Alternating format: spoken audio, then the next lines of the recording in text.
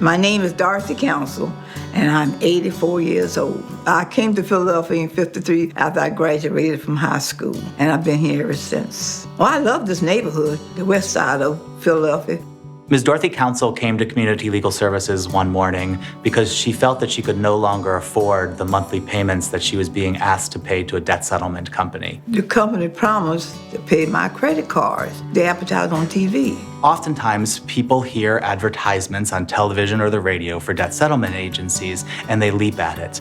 At first, Ms. Council was a little bit embarrassed when she realized that the money that she was sending to the debt settlement company was not, in fact, going to her credit cards, but instead was going into their pockets. Unfortunately, by then, she had sent over $2,000 to the debt settlement company. When I found out that nobody was paying, I got upset. The credit card company called me. I said, "Why are you calling me?" They say, "We call you because you haven't paid on your credit card." I said, "Oh, yes, I have. There's a company there. I got to pay my bill." I said, "They've been taking $200 a month out of the bank." This is not just something that happened to Ms. Council, but many people fall prey to these debt settlement companies. We were able to work out a solution where she was no longer required to make the payments every month to the debt settlement companies.